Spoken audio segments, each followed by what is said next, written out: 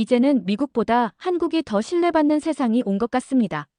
한국인만이 유일하게 이 혜택으로 인해 전 세계를 너무나 쉽게 누빌 수 있다고 하는데요. 한국인은 스페셜 카드를 가지고 있다는 인식까지 붙어서 모든 세상 사람들의 부러움을 한 몸에 받고 있습니다. 아무나 누릴 수 없는 한국인만의 특별한 혜택은 과연 무엇인지 지금 바로 들어보시죠. 안녕하세요. 제 이름은 소피아 밀러예요. 독일 뮌헨에서 태어나고 자랐죠.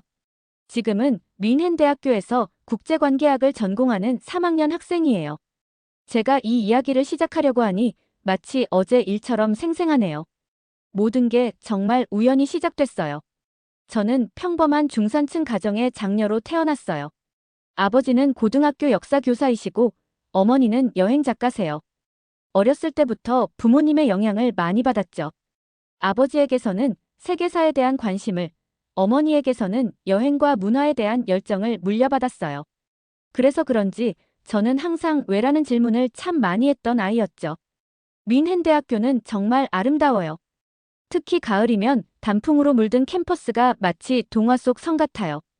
고딕 양식의 건물들 사이로 단풍이 떨어지는 모습을 보면 시간이 멈춘 것 같은 기분이 들죠.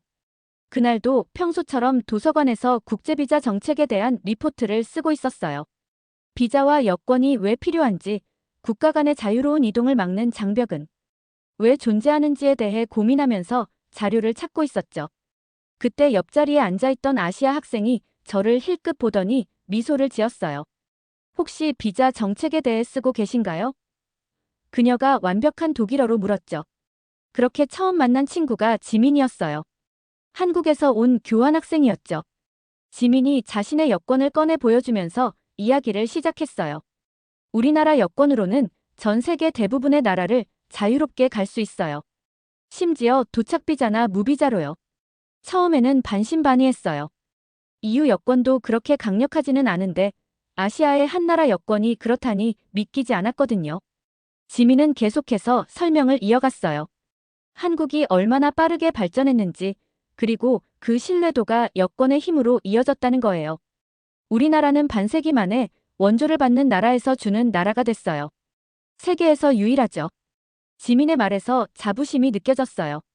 그날 저녁 도서관을 나오면서 지민이 제안했어요. 이번 주말에 시간 있으세요? 우리 대사관에서 청년 문화교류 행사가 있거든요. 저는 망설임 없이 수락했죠. 솔직히 말하면 한국이라는 나라에 대해 아는 게 별로 없었거든요. 한국 노래나 한국 드라마 정도. 그마저도 깊이 있게 알지는 못했어요. 주말에 열린 행사는 제 생각을 완전히 바꿔놓았어요. 한국 대사관은 현대적이고 세련된 건물이었죠. 입구에 들어서자마자 최첨단 기술과 전통이 조화롭게 어우러진 모습이 인상적이었어요.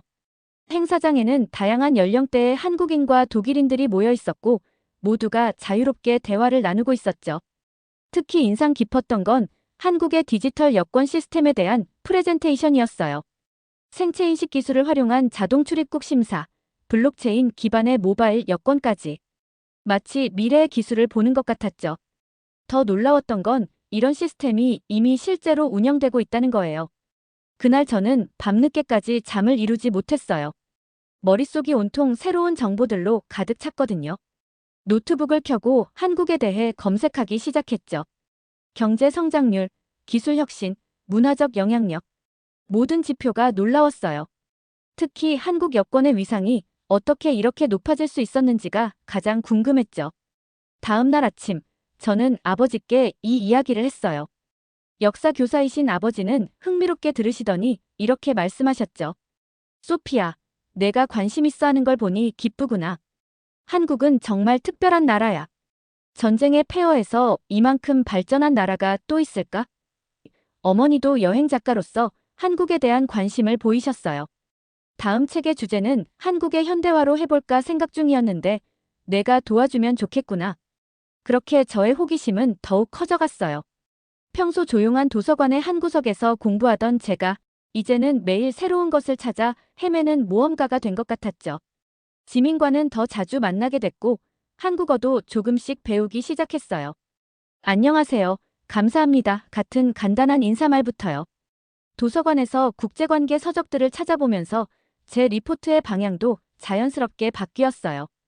단순한 비자 정책 분석이 아닌 한 나라의 소프트 파워가 어떻게 여권의 힘으로 이어지는지, 그리고 그것이 국제관계에 어떤 영향을 미치는지로요. 제 리포트가 점점 두꺼워질수록 마음속에는 새로운 꿈이 자라나고 있었어요. 이제 이 이야기의 시작점에서 저는 제가 앞으로 어떤 모험을 하게 될지 전혀 알지 못했죠. 하지만 한 가지는 확실했어요. 이것은 단순한 학술적 호기심을 넘어선 무언가가 될 거라는 거요. 그리고 그 예감은 정확했어요. 제 인생을 완전히 바꿔놓을 여정이 시작된 거였으니까요. 그날 밤 도서관에서 돌아와 잠을 청하려 했지만 도저히 잠이 오지 않았어요. 머릿속에서 지민이 들려준 이야기가 계속 맴돌았거든요. 결국 침대에서 일어나 노트북을 켰죠. 한국 여권의 비자 면제 협정에 대해 검색하기 시작했는데 시간 가는 줄 모르고 밤을 새고 말았어요. 처음에는 단순히 비자 면제국 수만 찾아보려 했는데 점점 더 깊이 파고들게 됐어요. 한국이 어떻게 이런 외교적 성과를 이룰 수 있었는지가 정말 궁금했거든요. 특히 놀라웠던 건 한국이 이룬 성과가 단순한 우연이 아니라는 거예요. 체계적인 외교 정책과 국가 브랜드 가치 상승이 있었기에 가능했던 거죠. 아침이 되어 창밖이 밝아오는 걸 보고서야 얼마나 많은 시간이 지났는지 알았어요. 피곤했지만 이상하게 흥분된 상태였죠. 마치 큰 보물을 발견한 것 같은 기분이었어요. 서둘러 준비를 하고 학교로 향했는데 가는 길에 우연히 한국 관련 뉴스를 발견했어요. 한국의 기업들이 유럽 시장에서 혁신을 이끌고 있다는 내용이었죠. 그날 오후, 저는 곧바로 제 지도 교수인 클라우스 교수님을 찾아갔어요. 교수님은 제가 1학년 때부터 믿고 따르던 멘토셨죠. 교수님, 제가 정말 흥미로운 걸 발견했어요. 제 목소리에서 흥분이 묻어났나 봐요. 교수님이 빙그레 웃으시며 그래. 무슨 발견인데 그렇게 신나 보이니? 라고 물으셨거든요. 한참 동안 제가 찾은 자료들을 설명드렸어요. 한국이 어떻게 이만큼 신뢰받는 나라가 됐는지, 그리고 그것이 어떻게 여권의 힘으로 이어졌는지에 대해서요. 교수님은 처음에는 가볍게 듣고 계셨는데 점점 진지한 표정으로 바뀌셨어요. 소피아, 내가 발견한 건 단순한 현상이 아닐 수도 있겠어. 우리가 고민하던 신뢰 외교의 좋은 사례가 될 수 있겠는데? 교수님의 말씀이 제게 큰 영감을 주었어요. 그동안 국제관계학과에서는 주로 서구 중심의 사례들만 다뤄왔거든요. 하지만 이제는 아시아, 특히 한국의 사례를 통해 새로운 시각을 제시할 수 있을 것 같았죠. 교수님께서는 제게 더 깊이 있는 연구를 해보라고 권하셨어요. 한번 제대로 된 연구 프로젝트를 해보는 게 어떻겠니? 집에 돌아와서 부모님께 이 이야기를 했더니 두 분 다 무척 흥미로워 하셨어요. 특히 어머니는 여행 작가로서 각국의 비자 제도에 대해 잘 알고 계셨거든요. 소피아, 내 말이 맞아. 나도 취재 다니면서 느꼈는데 한국 여권은 정말 대단해. 전 세계 어디를 가도 한국인들은 특별한 대우를 받더라. 아버지는 역사적인 관점에서 의견을 주셨어요. 제2차 세계대전 이후의 역사를 보면 한국만큼 극적인 변화를 이룬 나라가 없단다. 원조를 받던 나라에서 주는 나라가 된 것도 특별하지만 그 과정에서 국제사회의 신뢰를 얻은 것은 더욱 놀라운 일이지. 이런 대화들이 저를 더욱 열정적으로 만들었어요. 도서관에서 보내는 시간이 점점 늘어났죠. 한국의 경제 발전과 문화적 영향력, 그리고 그것이 외교적 성과로 이어지는 과정을 연구하면서 새로운 사실들을 계속 발견했어요. 특히 한국의 문화 콘텐츠가 전 세계적으로 인기를 얻으면서 국가 이미지도 함께 상승했다는 점이 흥미로웠죠. 연구를 하면서 지민이의 도움도 정말 컸어요. 한국어로 된 자료들을 번역해주고 이해하기 어려운 부분들을 설명해 주었죠. 때로는 한국에 있는 자신의 친구들과 화상통화로 연결해주기도 했어요. 실제 한국인들의 이야기를 들으면서 제 연구는 더욱 깊이를 더해갔어요. 학과 동기들도 점점 제 연구에 관심을 보이기 시작했어요. 특히 국제학회 준비 모임에서 제가 한국 사례를 발표했을 때는 많은 친구들이 놀라워했죠. 어떻게 이런 좋은 주제를 발견했니? 그때 저는 웃으면서 대답했어요. 가끔은 우연한 만남이 인생을 바꾸기도 하는 것 같아. 연구가 진행될수록 더 많은 질문들이 생겼어요. 한국은 어떻게 이토록 빠른 시간 안에 국제사회의 신뢰를 얻을 수 있었을까? 문화적 영향력은 어떤 역할을 했을까? 다른 나라들은 이런 성공을 어떻게 바라보고 있을까? 이런 질문들이 꼬리에 꼬리를 물었죠. 주말에는 뮌헨의 한국문화원을 찾아가기 시작했어요. 그곳에서 열리는 문화 행사에 참여하면서 한국을 더 깊이 이해할 수 있었죠. K-팝 댄스 수업도 들어보고 한국어 기초도 배워보고 심지어 김치 만들기 수업까지 들었어요. 처음에는 서툴렀지만 이런 경험들이 제 연구에 생생한 통찰을 더해주었죠. 특히 기뻤던 건 교수님께서 제 연구에 대한 지원을 약속해 주신 거예요. 소피야, 내 연구가 우리 학과의 새로운 방향을 제시할 수 있을 것 같구나. 한번 제대로 된 프로젝트를 진행해보자. 교수님의 이 말씀은 제게 큰 용기가 되었어요. 이제 저는 매일 밤 잠들기 전에 생각해요. 어쩌면 제가 정말 의미 있는 무언가를 발견한 건 아닐까? 그리고 이게 단순히 학부 논문 주제를 넘어서 제 인생의 방향을 바꿀지도 모른다는 생각이 들어요. 창밖을 바라보며 다음 단계를 구상하는 제 모습을 보면 스스로도 많이 변했다는 걸 느끼곤 해요. 마치 퍼즐을 맞추듯 조각들이 하나둘씩 맞춰지는 기분이에요. 한국이라는 나라가, 그리고 그들의 여건이 가진 힘이 단순한 연구 주제를 넘어 저에게 새로운 시각을 열어주고 있다는 걸 느껴요. 이제 저는 더 큰 꿈을 꾸기 시작했어요. 다음 단계로 나아갈 준비가 된 것 같네요. 드디어 한국행 비행기에 올랐어요. 서울대학교 외교학과로 교환학생을 가게 된 거죠. 비행기 안에서도 마음이 너무 설렜어요.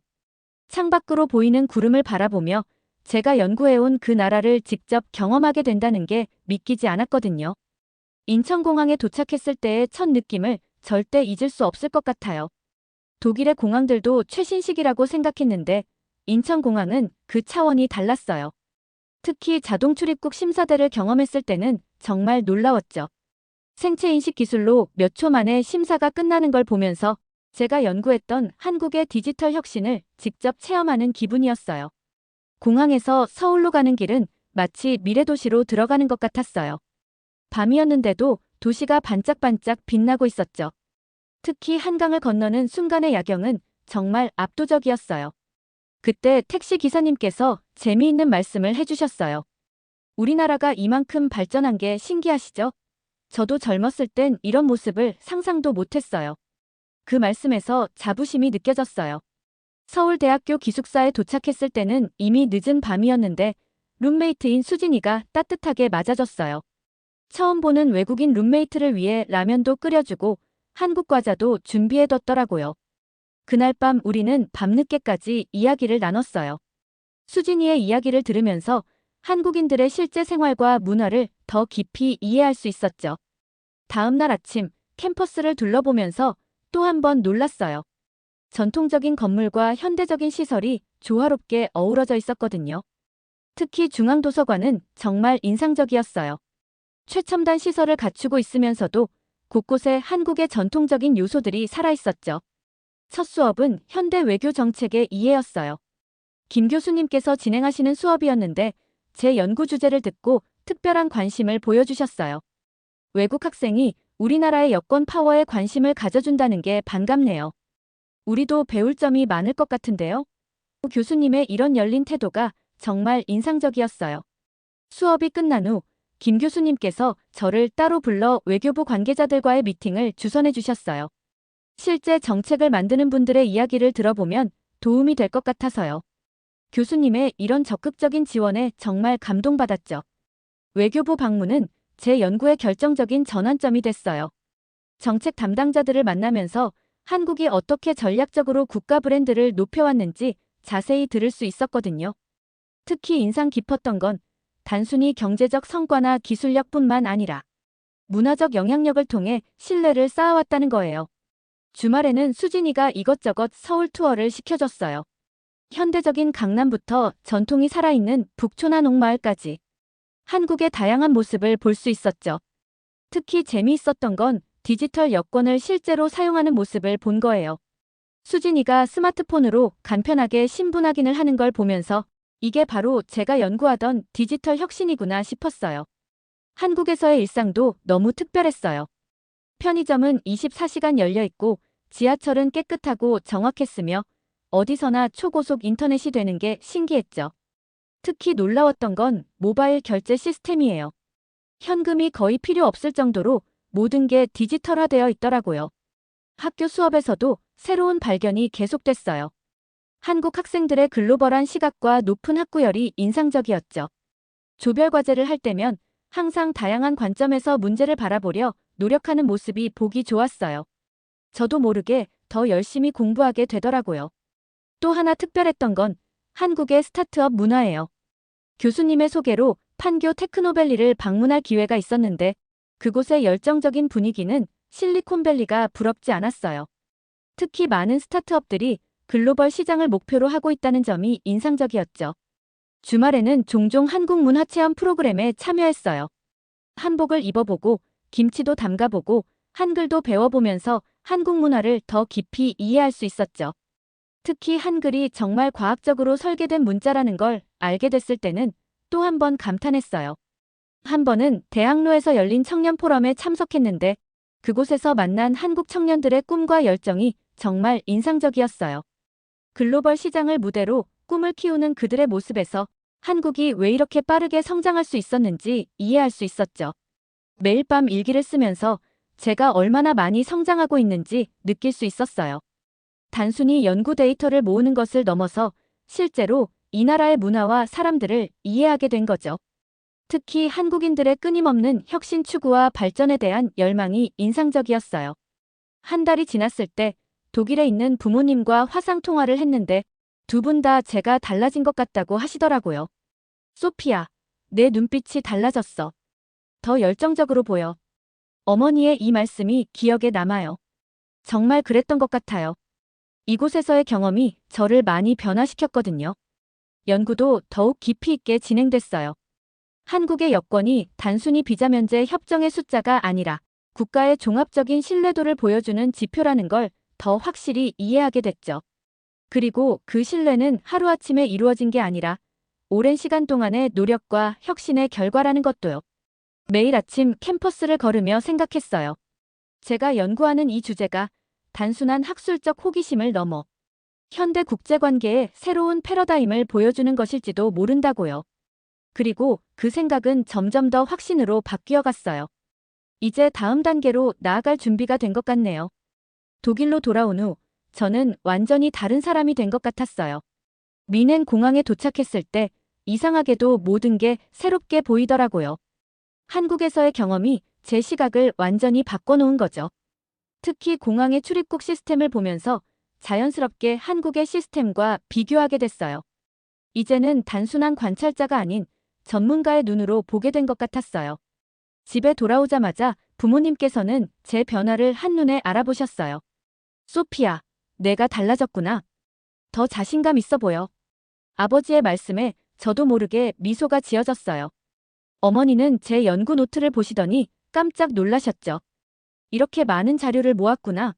이걸로 책 한 권은 쓸 수 있겠어. 귀국 다음 날, 저는 곧바로 클라우스 교수님을 찾아갔어요. 한국에서의 경험과 연구 성과를 공유하고 싶었거든요. 교수님께서는 제 이야기를 진지하게 들으시더니 뜻밖의 제안을 하셨어요. 소피야, 내 연구를 EU 여권정책연구소에 제출해보는 게 어떻겠니? 그들이 지금 새로운 관점의 연구를 찾고 있거든. 그 제안은 제 인생의 전환점이 됐어요. EU 여권정책연구소는 유럽의 비자 정책을 연구하는 가장 권위 있는 기관이었거든요. 처음에는 두려웠지만 한국에서 얻은 자신감으로 도전해보기로 했죠. 며칠 밤을 새워가며 연구 제안서를 작성했어요. 신뢰를 통한 국가 경쟁력 강화 한국 여권의 사례 연구라는 제목으로요. 연구소에 제안서를 제출하고 일주일 후 놀라운 소식을 받았어요. 제 제안이 채택됐다는 거예요. 더 놀라운 건 연구소에서 전액 지원으로 컨퍼런스 참가 기회까지 주신다는 거였죠. 브뤼셀에서 열리는 퓨처 어브 글로벌 모빌러티 컨퍼런스였어요. 이 소식을 들은 학과 친구들의 반응도 정말 재미있었어요. 처음에는 어떻게 학부생이 그런 기회를 하며 놀라워했지만 곧 진심으로 축하해줬죠. 특히 제 연구를 도와주던 친구들은 마치 자신의 일처럼 기뻐해줬어요. 연구 준비는 정말 힘들었지만 즐거웠어요. 매일 밤 도서관에서 늦게까지 자료를 분석하고 한국의 지민이와도 계속 연락하면서 최신 정보를 업데이트했죠. 때로는 한국 외교부 관계자들과 화상회의도 했어요. 그들은 제가 유럽에서 한국의 사례를 연구한다는 걸 굉장히 흥미로워하셨어요. 컨퍼런스 준비 과정에서 특별한 경험도 했어요. 미넨 총영사관에서 연락이 와서 한국의 영사 업무 혁신 사례를 직접 보여주신다는 거예요. 실제로 가서 보니 모바일 영사 서비스부터 온라인 시스템까지 정말 놀라운 혁신들이 많았어요. 이런 경험들이 제 연구에 깊이를 더해줬죠. 브뤼셀 컨퍼런스 당일 정말 긴장됐어요. 청중석에는 유럽 각국의 정책 전문가들이 앉아 있었거든요. 하지만 발표를 시작하자마자 그 긴장감이 자신감으로 바뀌었어요. 제가 직접 경험하고 연구한 내용들이니까 진정성 있게 전달할 수 있었죠. 특히 인상적이었던 건 발표 후 질의응답 시간이었어요. 많은 전문가들이 한국의 사례에 깊은 관심을 보였거든요. 어떻게 이렇게 짧은 시간 안에 이런 성과를 이룰 수 있었을까? 유럽은 어떤 교훈을 얻을 수 있을까?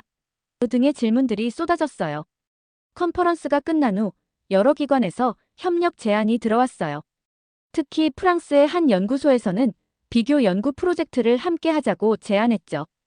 파리와 서울을 오가며 연구를 진행하는 거예요. 마치 꿈만 같았어요. 이 모든 경험을 통해 저는 더 큰 꿈을 꾸게 됐어요. 단순히 한 국가의 사례를 연구하는 것을 넘어서 이를 바탕으로 새로운 글로벌 모빌리티 정책을 제안하고 싶어졌죠. 특히 개발도상국들이 어떻게 국제 신뢰를 구축할 수 있는지 한국의 사례가 좋은 모델이 될 수 있을 것 같았어요. 연구 과정에서 만난 사람들의 이야기도 잊을 수 없어요. 한 아프리카 출신 연구자는 우리나라도 한국처럼 될 수 있을까요? 라고 물었는데 그때 저는 자신 있게 대답할 수 있었어요. 물론이죠. 한국도 처음부터 이렇지 않았으니까요. 중요한 건 신뢰를 쌓아가는 과정이에요. 주말에는 종종 한국문화원에서 자원봉사도 했어요. 제 경험을 다른 사람들과 나누고 싶었거든요. 특히 한국에 관심 있는 학생들에게 제가 경험한 한국의 모습을 들려주는 게 즐거웠어요. 그들의 눈빛에서 제가 처음 한국을 알게 됐을 때의 설렘을 볼 수 있었죠. 이제는 매일 아침 일어나면서 생각해요. 어떻게 하면 이 연구를 더 발전시킬 수 있을까? 어떻게 하면 더 많은 사람들에게 도움이 될 수 있을까 하고요. 제 책상 위에는 여전히 한국에서 가져온 자료들이 가득하고 벽에는 서울에서 찍은 사진들이 붙어 있어요. 이것들을 볼 때마다 초심을 잃지 않으려고 해요. 특히 기뻤던 건 제 연구가 실제 정책 변화에 영향을 미칠 수 있다는 가능성을 발견한 거예요. 이후에 여러 정책 담당자들이 한국의 사례에 관심을 보이기 시작했거든요. 우리도 이런 혁신적인 시스템을 도입할 수 있을까? 이런 질문들을 받을 때마다 제가 하는 연구가 정말 의미 있는 일이라는 확신이 들어요. 이후 여권정책연구소에서의 활동이 본격화되면서 제 삶은 완전히 달라졌어요. 처음에는 그저 학생 연구원으로 시작했지만 점점 더 중요한 프로젝트들을 맡게 됐죠. 특히 글로벌 트러스트 이니셔티브라는 새로운 프로젝트의 주임 연구원으로 발탁된 건 정말 큰 기회였어요. 우리 연구팀은 점점 커졌어요. 처음에는 저 혼자였지만 이제는 유럽 각국에서 온 연구원들과 함께 일하고 있죠. 마리아는 프랑스 소르본 대학에서 왔고 안나는 핀란드 헬싱키 대학에서 왔어요. 특히 반가웠던 건 한국의 서울대에서 교환 교수로 오신 김 교수님이 우리 팀에 합류하신 거예요. 매주 월요일 아침이면 팀 전체 회의를 해요. 각자의 리서치 결과를 공유하고 새로운 아이디어를 나누는 시간이죠. 특히 재미있었던 건 다른 나라 연구원들이 한국의 사례를 자기 나라에 적용하는 방안을 제안할 때예요. 우리도 이런 시스템을 도입할 수 있지 않을까? 하는 질문들이 계속 이어졌어요. 연구소의 분위기도 많이 달라졌어요. 예전에는 전통적인 유럽 중심의 시각이 강했는데 이제는 아시아, 특히 한국의 혁신 사례를 주목하게 됐죠. 심지어 연구소 카페테리아에 김치도 등장했어요. 문화적 개방성이 연구의 시야도 넓혀준다는 걸 몸소 체험하고 있어요. 특히 기뻤던 건 우리의 연구가 실제 정책 변화로 이어지기 시작했다는 거예요. EU 의회에서 새로운 비자 정책을 논의할 때 우리 연구 결과가 주요 참고 자료로 활용됐어요. 한국의 사례가 보여주듯이 신뢰 기반의 비자 정책은 양국 모두에게 이익이 됩니다. 이런 말이 공식 문서에 인용됐을 때는 정말 뿌듯했죠. 연구 과정에서 정말 특별한 발견들도 있었어요. 한국의 여권 시스템이 단순히 기술적 혁신을 넘어서 문화적 소프트 파워와도 깊은 관련이 있다는 거였죠. K-팝, K-드라마, K-뷰티 같은 문화 콘텐츠의 세계적 인기가 국가 이미지를 높이는데 큰 역할을 했더라고요. 주말에는 종종 한국문화원에서 특강도 했어요. 한국의 소프트 파워와 국제적 신뢰 구축이라는 주제로요. 처음에는 몇 명 안 올 줄 알았는데 강의실이 꽉 찰 정도로 많은 사람들이 관심을 보여줬어요. 특히 젊은 학생들의 호기심 어린 질문들이 인상적이었죠. 연구소에서는 새로운 시도도 해봤어요. 디지털 여권 혁신 랩이라는 프로젝트를 시작한 거예요. 한국의 디지털 여권 시스템을 모델로 삼아 유럽형 디지털 여권 표준을 개발하는 거죠. 이 프로젝트에는 IT 전문가들도 합류했어요. 저는 한국의 시스템을 직접 경험해본 사람으로서 가교 역할을 할 수 있었죠. 부모님도 제 연구에 더 큰 관심을 보이시기 시작했어요. 아버지는 학교에서 아시아 근현대사를 가르치실 때 한국의 발전 사례를 자주 인용하신대요.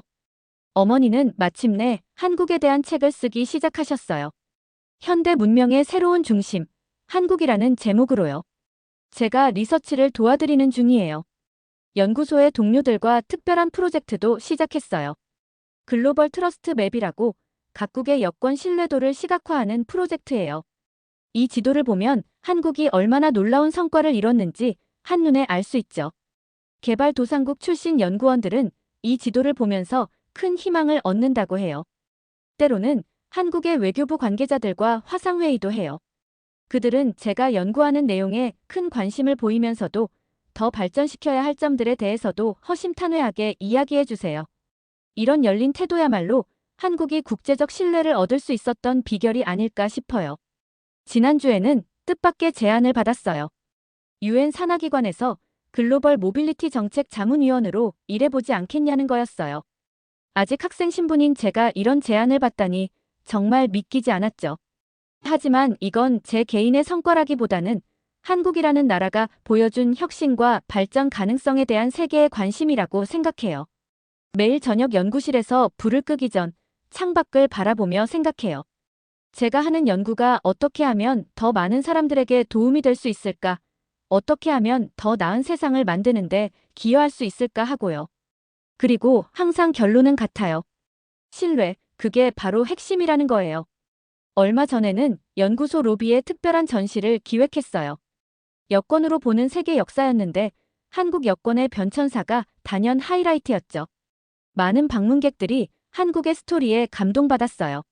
이렇게 짧은 시간에 이런 변화를 이룰 수 있다니 정말 놀랍네요. 라는 말을 자주 들었어요. 이제는 전 세계 여러 대학에서 강연 요청도 받고 있어요. 지난달에는 옥스포드 대학에서 특강을 했는데 청중들의 반응이 정말 뜨거웠어요. 특히 질의응답 시간에 나온 질문들이 인상적이었죠.